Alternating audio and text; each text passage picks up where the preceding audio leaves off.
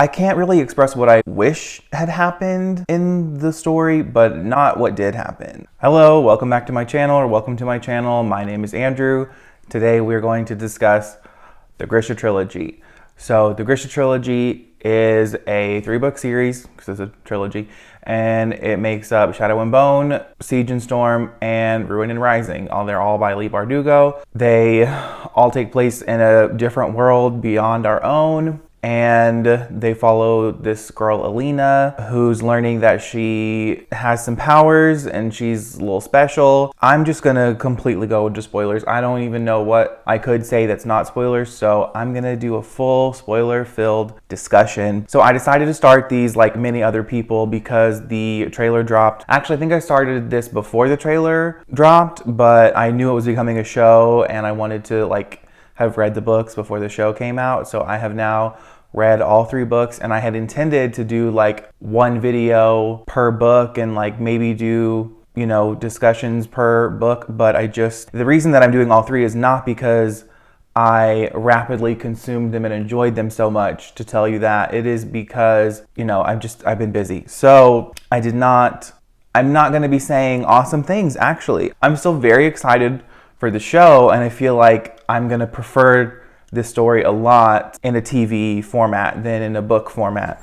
But I'm going to attempt to try to talk about this in a coherent way. Now I'm going to tell you I gave Shadow and Bone 5 stars, and then I gave Siege and Storm 4 stars, and Ruin and Rising I just finished 10 minutes ago. I think I'm gonna give it 2 stars. And honestly, I think Siege and Storm really only had 1 part that I liked / actually was captivated by. And I was trying to take notes for the entire point of this because I knew I wanted to do video on it. I'm just going to talk about kind of the series in general and things that I remember, because as I kind of said in my previous video, I'm not sure high fantasy is what I'm going to be wanting to read and stuff. But I know a lot of people rate the Grisha Trilogy low, so I'm hoping that it's just because it's the Grisha Trilogy. Let me tell you what I didn't like. I'm going to get into complete and total spoilers here and spoil all 3 books. So if you are interested in reading them, go away. The first book was really, really good. I really, really liked it. I think a lot of people have the opinion that the first book is the best, but there's so many reasons that it's the best. It's got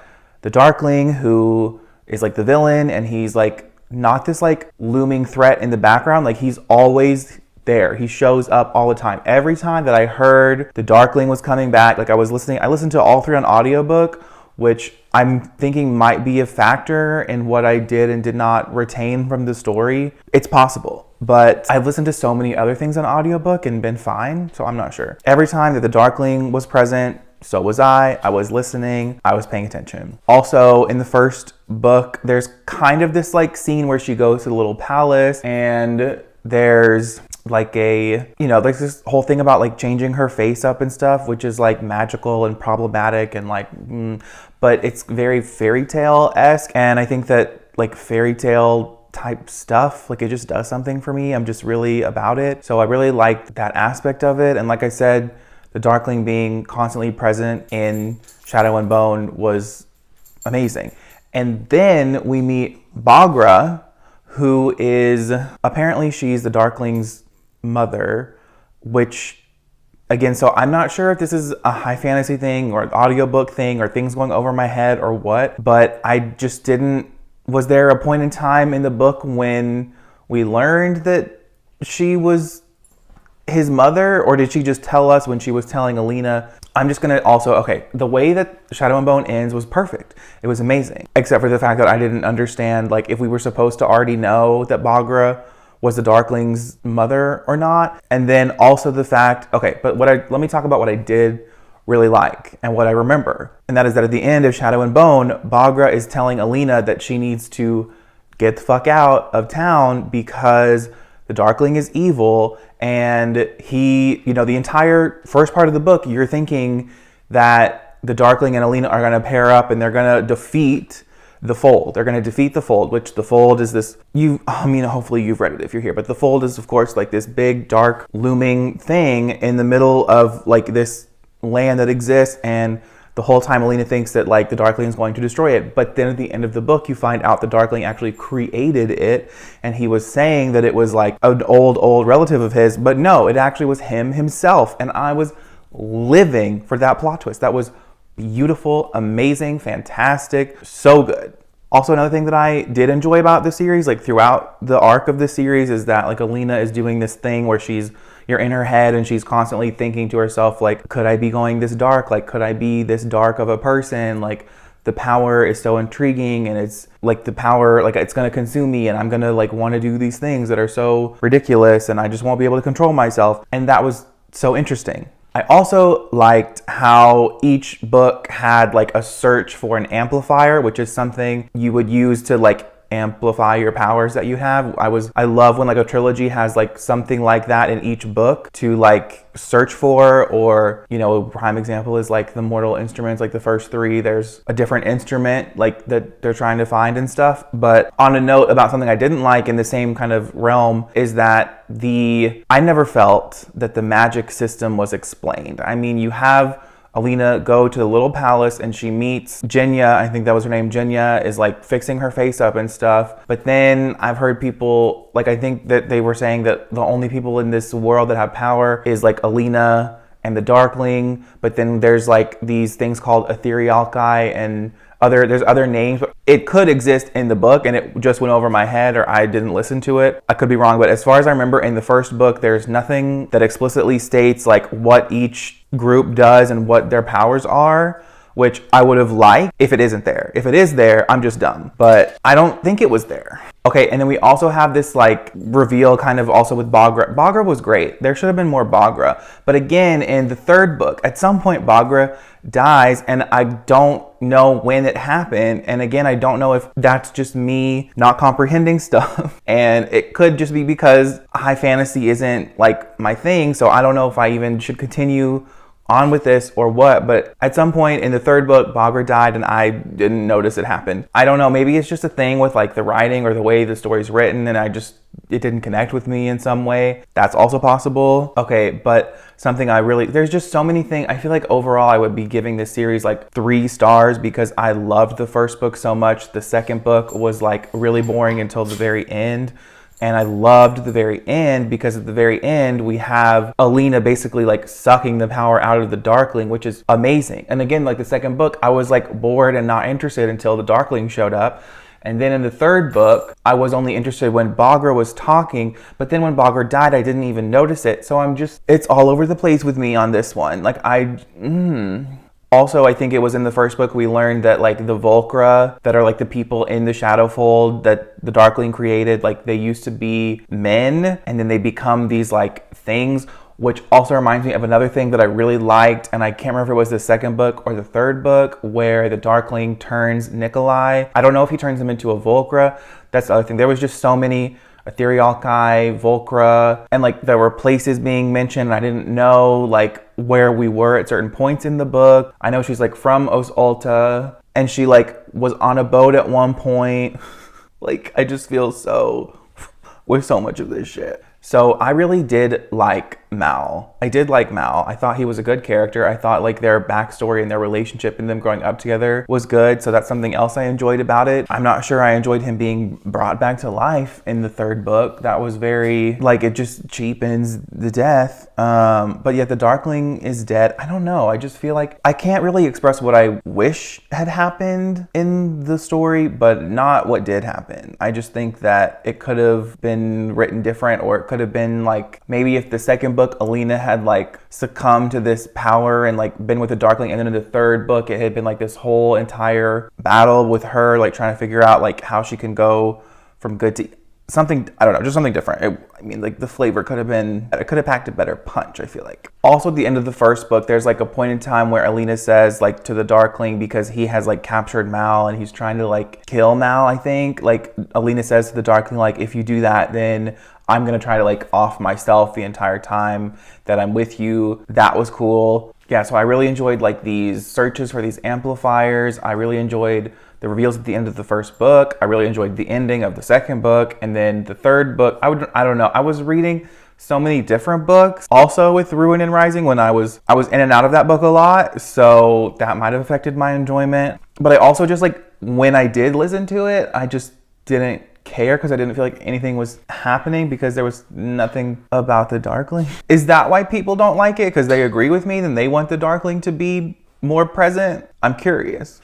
Okay, and also, like, when we're first introduced to Sturmhond, is that how you say his name? I'm pretty sure that's how they said his name, Sturmhond, in the second book, and then it turns out, like, he's actually Nikolai, and then we find out that he's, like, the second in line to the throne, and then Alina goes back to Os Alta, and then the older brother is like, hey, I'd also marry you. This girl just really be getting like all the men to like bow down to her or something. Like, I don't know what tea she's drinking or what she's doing, but I would love some of that. Okay, and then at some point in, I think the first or second book, she's talking to is it the apparat, like the priest guy, and he like gives her a book, and it's like all about like the history of saints, which I'm pretty sure is also like a book that Leigh Bardugo published because that's smart.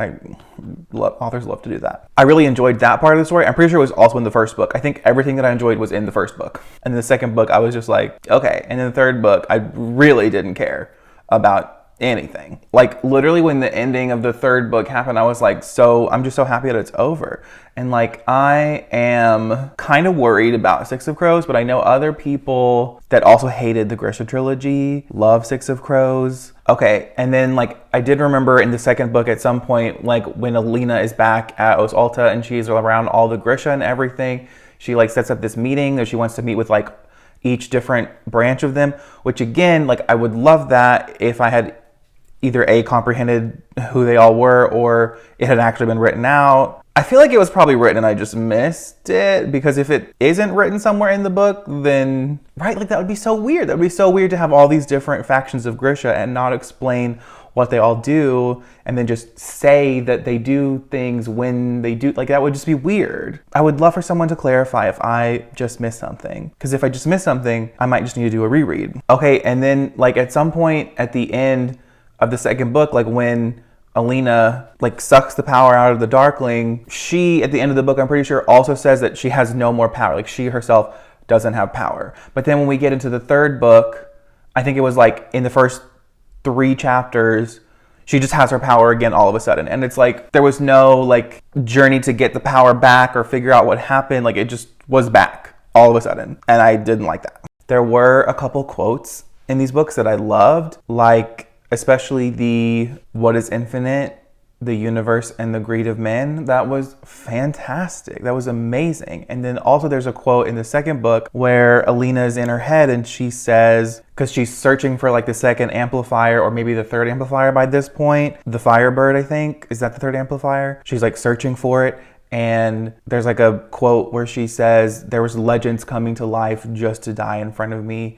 And that was beautiful. I'm just looking at my notes here and they're kind of really all over the place. There's like a note here that says that their word in whatever language they speak in this world, like the word for magic and abomination is the same, which is a really cool concept. But I also feel like it wasn't really explored or discussed in the book. Like it just like was said as a one-off at one point, and then it just didn't ever get like, no, she never talked to like Mal or the Darkling about it or anything, or Nikolai to be like, hey, isn't it weird that like magic is an abomination? Like no one ever discussed that with her. It was just a thing she learned and that was it. Okay, see, but then yeah, in the second book, there's like these weird moments where the Darkling just like shows up, but he's not really physically there. So he's like this hologram kind of thing that Alina can see, but like Mal doesn't know that she's looking at him, but he's like talking to her. And that was, I don't know if that was explained. I don't know. I just feel like this is very simple high fantasy that if I don't get this, I'm still going to continue to read high fantasy. Okay, see, again, like towards the end, we find out that Alina discovers that like Mal is actually the third amplifier himself. And then at some point she like stabs him, right? Which was great. But then he comes back to life and then they kill the Darkling. And then like, cool, like everything's fixed or whatever. And then there's some prologue type deal about like the school and who's running it. And I don't really know who's running it. Is it supposed to be Alina? And I guess it's supposed to be Mal and Zoya because they call him the King of Scars. And that's like the next book in this section. So I guess it's Mal and Zoya. But not Mal, sorry, Nikolai and Zoya, but I don't remember them like ever getting together in the book. I really truly don't. Like, I need y'all to tell me if I just missed some shit, because I might have really just missed a bunch of shit. I don't know. So if I did, I might need to do a reread. But if these things are just not explained and people are okay with that, or they don't care, like, I don't get it. And then also in the third book, we learn about Moritsova, who's like the creator of the amplifiers, and then he's somehow related to Bagra. I don't know, it just felt very convoluted. I might just like unhaul this off my shelves because, you know, I think I'm gonna enjoy the show a lot. Like, that trailer carried, the trailer just really covers the first book. So I'm not sure like what the show is gonna do. I know the show is gonna be connected. Like, it's gonna connect Six of Crows and the Grisha Trilogy. And I don't know how, because I haven't read Six of Crows. But depending on how I feel about that, I will make reviews that are probably going to be spoiler filled. These are very well read books. I don't have anything like profound to say about these books or anything. Just, I mean, I kind of said everything I have to say at this point. Let me know your thoughts on the Grisha Trilogy. Let me know if you are excited for the show. I'm sure you are. It's like 3 million views on that video, and I've shown it to people that don't even like fantasy and are like, wow, that looks really good, because like, it looks really good. It doesn't matter what method, how much, or how often you are reading, as long as you are enjoying what you're reading. That's my motto. Peace.